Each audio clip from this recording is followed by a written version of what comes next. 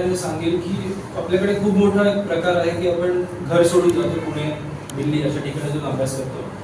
तुम्ही जगात कुठेही जाऊन अभ्यास करत असाल, शेवटी तुम्हाला एका टेबलावरती येऊन बसून स्वतःहूनच करायचं आहे. पुस्तकं क्लासेसचे नोट्स घेऊन आले, पुस्तकं घेऊन आले, शेवटी ते एकाच टेबलवरती आहे. तो टेबल कुठे आहे ते तुमच्या हातात आहे. तो तुमचा घरातला टेबल असू शकतो, घराजवळच्या एखाद्या लायब्ररीतला असू शकतो.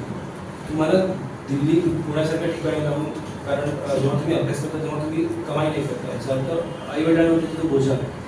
तिथे जाऊन खर्चिक राहणं, परत राहण्याची जी क्वालिटी आहे, पुण्यात बघतो जे पुण्यात मुलं राहतात त्यांची, पाणी खराब आहे, जेवण खराब आहे, परत जे स्पर्धेमध्ये राहतात. आणि दुसरी गोष्ट की आई वडिलांपासून लांब आहे. तिथे जो मेन सपोर्ट सिस्टम असते, तुमचं कुटुंब आहे, मित्र आहे, त्यांच्यापासून तुम्ही लांब राहता, ते मानसिक खच्चीकरण होत राहतं.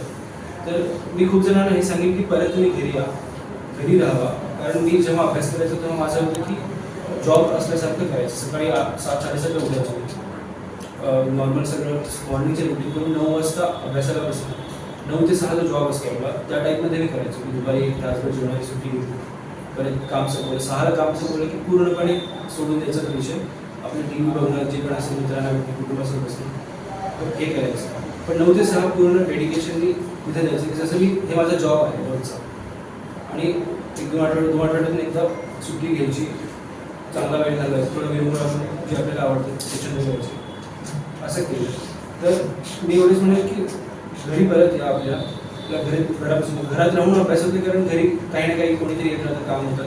घराजवळ एखादी शिकवणी किंवा जे स्टडी असतं, किंवा एखादी छोटीशी रूम घ्या. फक्त एक छोटीशी रूम जरी घेतली, एक टेबल ठेवला, खुर्ची ठेवली, तेवढं पण त्यासाठी बास आहे. बाकी पुस्तकं आहेत, फोनवरती सगळं, आज इंटरनेटवरती सगळी माहिती उपलब्ध आहे. स्वतःहून जाऊन क्लासेस करण्यामध्ये तीच गोष्ट आहे जी तुम्हाला फोनवरती दिसणार आहे. मग मला असं वाटतं की सगळ्या जे पण विद्यार्थी आपले गेलेले आहेत त्यांनी परत यावं आणि इथून सगळं प्रयत्न करावा. लेटेस्ट अपडेट, सुपरफास्ट बातम्यांसाठी सबस्क्राईब करा, फॉलो करा MS13 न्यूज, सोलापूरकरांच्या हक्काचं.